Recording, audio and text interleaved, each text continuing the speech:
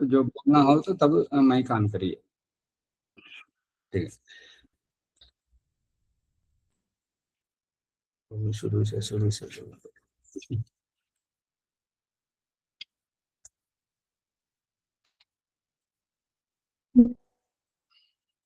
मंत्र पाठ करेंगे।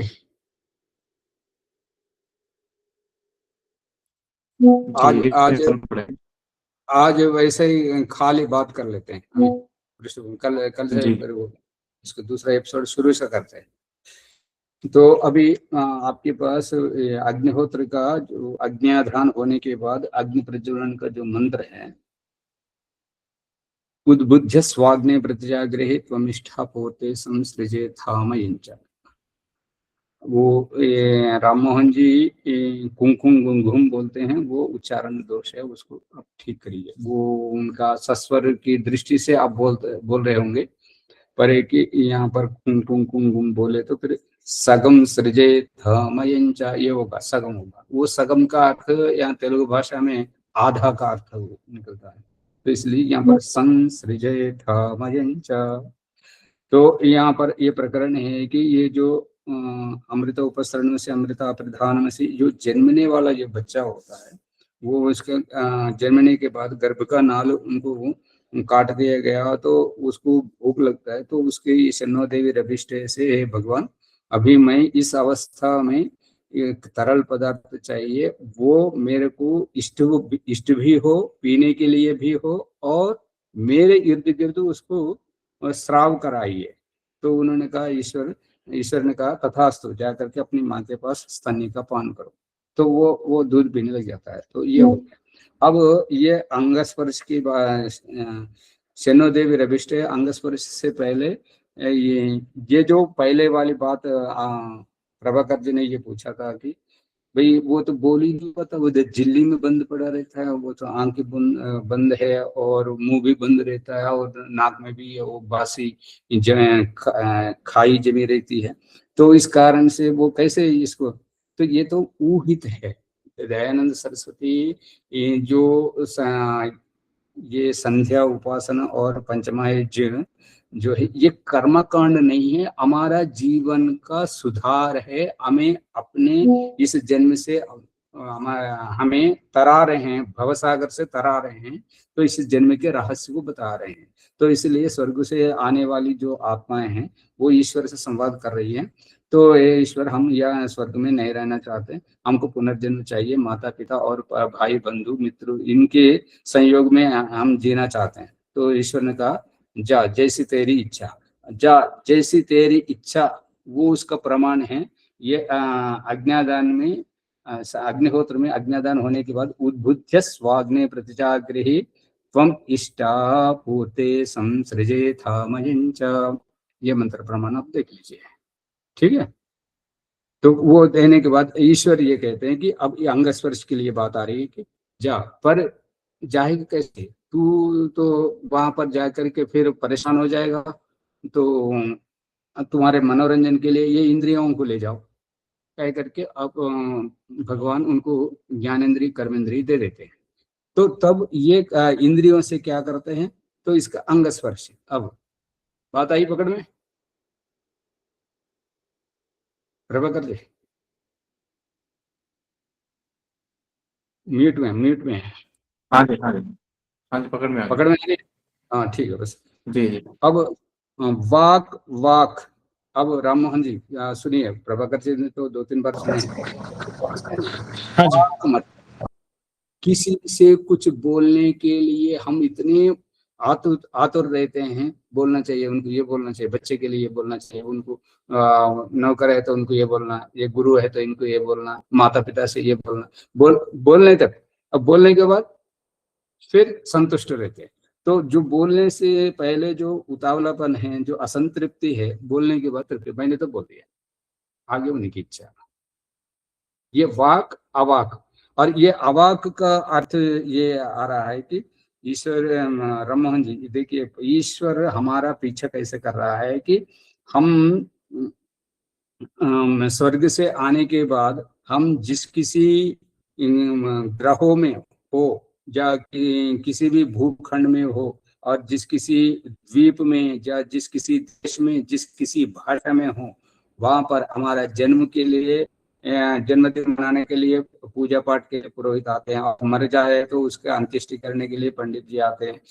तो 16 संस्कार के लिए और त्योहार आदि के लिए जो पंडित पुरोहित अपने घर आकर के जो वो पूजा करके नहीं जाता, वो हमें प्रभावित करके जाता है कि ईश्वर के प्रति तुम लगे रहो, ईश्वर को पहचानो, ये ईश्वर की सृष्टि, ये ईश्वर की व्यवस्था, ये ईश्वर की भिक्षा है, ये हम ईश्वर के अनुदान पर जी रहे हैं, कह करके ईश्वर के ऊपर, ईश्वर के प्रति हमें प्रभावित करके जाता है।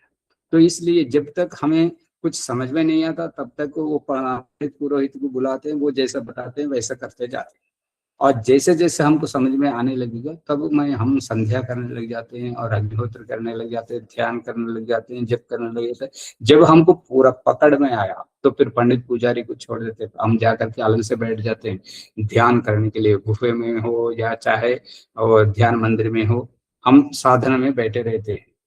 तो इस पर मेरा कहना है कि हाँ, हम हमारे भाषा में, हम जिस भाषा के रहने वाले हो, जिस प्रांत के रहने वाले हो, उस भाषा में समझाने वाले उस पंडित पुरोहित को हम तक पहुंचा करके, हम जिस जन्म में हो, जिस दलित हो या राजा परिवार में हो, ब्राह्मण में, वैश्य में, जहां पर भी हो, वहां पर पंडित पुजारियों को भेज करके हमें प्रभावित करके, हमें संतुष्ट करके आपके पास, आपके गोद में बुला करके, ध्यान में बिठा करके, अपने पास बुला रहे हो हमें। धर धर भटकने वाले हमारे जन्म में हम भटक रहे थे इधर उधर अज्ञानवश, हमको संवार करके, समाधान करके, अपने पास बुला करके हमें उद्धार कर रहे हो। इसलिए हे प्रभु, इसके आपके श्रम को, हमारे पीछे पड़ करके हमको उद्धारने की इस को देख करके अवाक है, हतप्रभ है, आश्चर्यचकित है।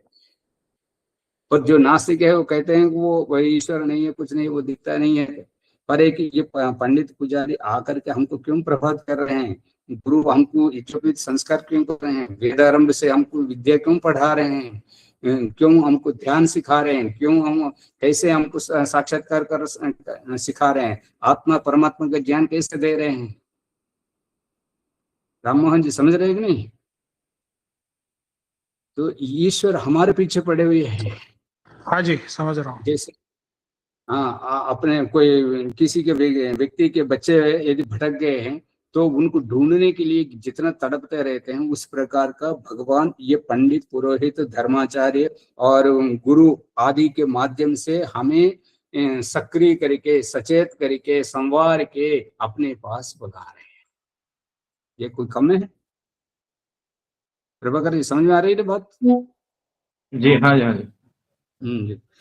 तो इस प्रकार से तब ये इंद्रियों को दे रहे हैं। तो इंद्रियों से क्या करें? अब मनोरंजन चाहिए ना, जब स्वर्ग से अब यहाँ पर बहुत गहराई की बात ध्यान रखना है कि जो स्वर्ग से लौट के आते हैं वो गलती पर गलती करते रहते हैं, वो गलती नहीं मानते, वो तमाशा मानते हैं, उसको मनोरंजन है उनका।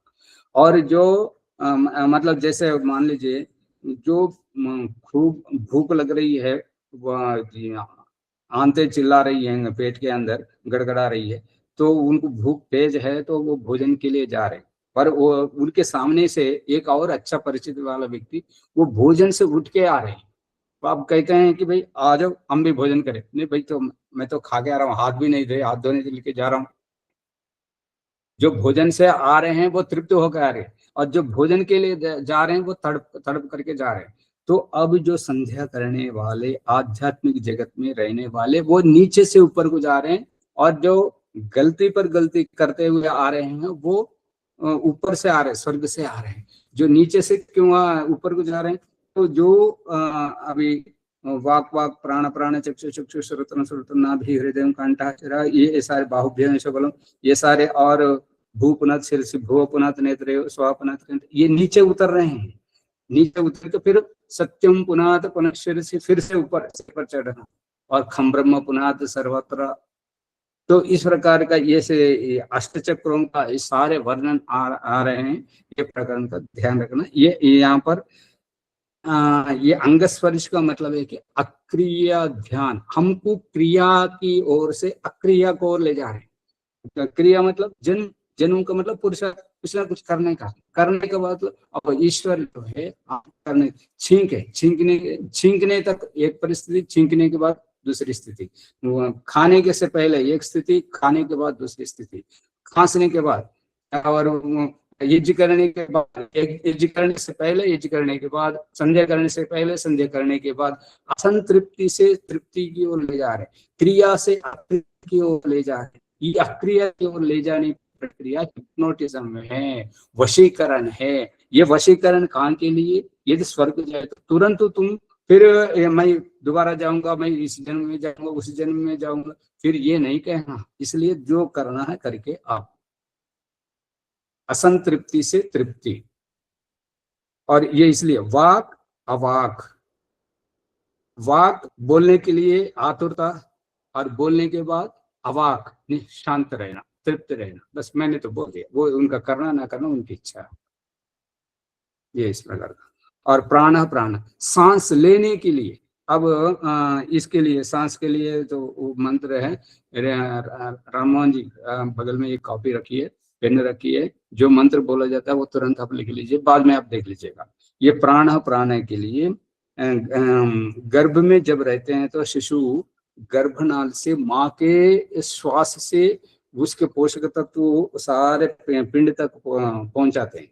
तो जैसे पेड़ से लेकर के फल तक, पेड़ को और फल के बीच में जो डंठल रहता है, तो माँ को और शिशु को दोनों के बीच में गर्भ का नाल रहता है। वो आंत नहीं है, आंत के जैसा दिखता है, पर उसको आंत कहें तो शरीर में बड़ी आंत छोटी आंत दो ही रहते हैं। तो ये गर्भ का नाल जो है, इसको नाल बोलते हैं। तो ये गर्भ का नाल से आता है। ये गर्भ के अंदर के विज्ञान को देख करके ये बड़े बड़े अपार्टमेंट बिल्डिंग बनाने वाले जो श्रीमंत, अच्छा जी, वो गर्भनाल मतलब अम्बिलिकल कार्ड है क्या? क्या बोल रहे?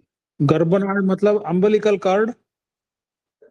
वो शिशु के नाभि से माँ के वो जीर्णाशय तक वो उसका रहता है। हाँ जी, हाँ जी, ठीक है जी।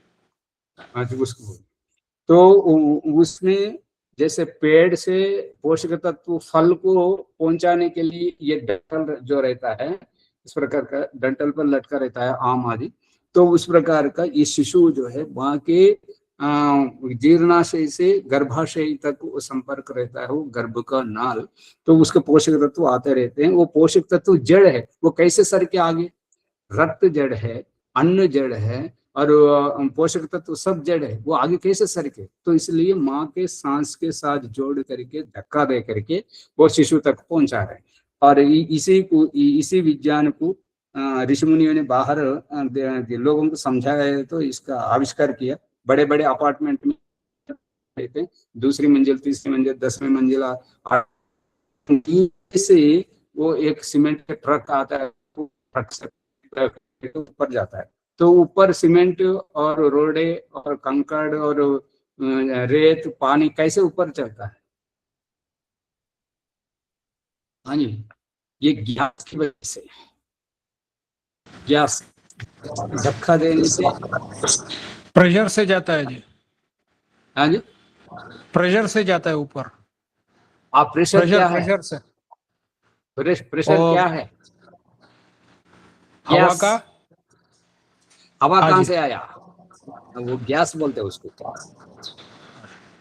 हाँ, वो उसके गर्भनाल माँ के सांस के साथ आया था। अब गर्भ से बाहर आने के बाद उस गर्भ का नाल तोड़ दिया, काट दिया जाता है, और बच्चे अलग, माँ को अलग रहने से अब उस बच्चे को सांस लेने के लिए तड़पता रहता है। तब ईश्वर कहते हैं ऋग्वेद के 10वें मंडल सूक्त के 8वें मंत्र के प्रथम चरण में लिखा है कि अहमेव वायु इव प्रभामि आरभमाना।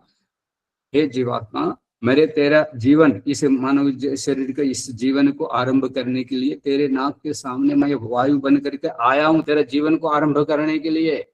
तू सांस तो ले। मंत्र सुन के लिख लेना। ऋग्वेद का 10वें मंडल 125वां सूक्त 8वां मंत्र प्रथम चरण। ठीक है। अब यहाँ प्राणा सांस लेने के लिए जितना उतावले होते हैं लेने के बाद शांत रहते हैं, और जो लिया हुआ सांस को छोड़ने तक, छोड़ने, वो प्राणायाम करने वाले को जानते हैं इसका रहस्य, छोड़ने तक जितना उतावले रहते हैं छोड़ने के बाद शांत रहते हैं। मतलब क्रिया से अक्रिया, ये अक्रिय ध्यान है जी। अब चक्षु चक्षु चक्षु चक्षु अच्छा, दूसरा प्राण जो बोलते, अच्छा जी, दूसरा प्राण का मतलब है निष्क्रियता? नहीं, निष्क्रियता नहीं, प्राण अपान, प्राण अपान। दयानंद सरस्वती ऋग्वेद भाषा भूमिका में इसकी व्याख्या करते हैं, प्राण का मतलब जो बाहर से आचमन के लिए जल अंदर को लिया जाता है वो प्राण है। ठीक है। तो ठीक है। इस जो सांस आप रोक के रखिए। अब इतना उतावला होते हैं भाई सांस लेना चाहिए नहीं तो फिर प्राण परखे हो जाएंगे, मर जाएंगे। तो इसलिए इतने तड़पते रहते हैं सांस लेने के लिए। अब सांस मिल गया तो अच्छा रहे, अरे बाप रे बच गया। अब जब वो अंदर से बाहर सांस बाहर नहीं निकालने दिया जाएगा तो वो फिर पेट फूलेगा तो फिर सांस फूलेगा। तो इसलिए छोड़ने के लिए, और छोड़ने के बाद सांस छोड़ने के लिए और सांस लेने के लिए, जो प्राण बाहर से अंदर लेने के लिए इतने उतावले होते हैं, लेने के बाद शांत रहते हैं। और जो अंदर से बाहर को फेंकने के लिए, बाहर निकालने के लिए तड़पते रहते हैं, और वो बाहर निकालने के बाद शांत रहते हैं। क्रिया से अक्रिया, क्रिया से अक्रिया। और तीसरा है चक्षु चक्षु। ये चक्षु चक्षु ये दोनों आंखों के लिए नहीं है, ये बहुत ध्यान से समझ लेना। ईश्वर दृष्टांत दिखा रहे हैं इसके लिए कि ये एक आंख जो एक आंख काम नहीं करता, एक आंख चली जाती है तो एक ही आंख से देखता है, उसको अंधा कहते हैं। और दोनों आंख जाते हैं उनको भी अंधा कहते हैं। और जो गूंगा है उनको दोनों आंख ही नहीं रहते, जन्म से नहीं रहते, है ना जी। तो फिर भी वो जीवित रहते हैं, वो सारे व्यवहार वो करते रहते हैं। तो कैसे करते हैं? तो इसलिए यहाँ चक्षु चक्षु का मतलब है कि ये चर्म चक्षु एक आंख है, और दूसरा चक्षु है बुद्धि। आप यदि आप चित्र देखना चाहे तो मैं चित्र भी दिखाऊंगा। ये आप कहीं ये सिर को यहाँ से आंखों के ऊपर से ये कटा हुआ सिर को कहीं देखा हुआ तो ये आंखों से नस जाकर के बुद्धि से जुड़ती हैं। तो ये यहाँ जो हमको जो उल्टा दिख रहा है वो बुद्धि में जाकर के यहाँ दायां का बायां दिखता, बायां का दायां दिखता। जो डॉक्टर के पास जाए तो दिखता है, हाँ, वो आंखों का टेस्ट करते समय दिखाते। और दूसरा एम्बुलेंस जो गाड़ी पर लिखे जाते हैं वो उल्टा सीधा लिखे जाते हैं हमको, इसलिए कि हम गाड़ी में आगे जा पीछे से आ रहे हैं तो पीछे से एम्बुलेंस आ रहे हैं तो अगला वाला अपना दाएं शीशे में वो सीधा दिखता, तो इसलिए हम रास्ता दे सके। तो इस कारण से जिस प्रकार के श्री कृष्ण रथ के घोड़ों का लगाम जो पकड़ते हैं और बैलगाड़ी के जो लगाम जो पकड़ते हैं गाड़ी चलाने वाले, उस प्रकार का इन आंखों के नस जाकर के बुद्धि में जुड़ते रहते, तो वो असली है। तो वो एक चक्षु है, ये चक्षु है जो अंधों के लिए। विरजानंद जैसे प्रज्ञा मतलब प्रतिभा, बुद्धि वालों को जो अंदर की चक्षु काम करती है, ये बाहर के चक्षु नहीं है। तो इसलिए चक्षु चक्षु का मतलब इन दोनों को छूते, ये नहीं है।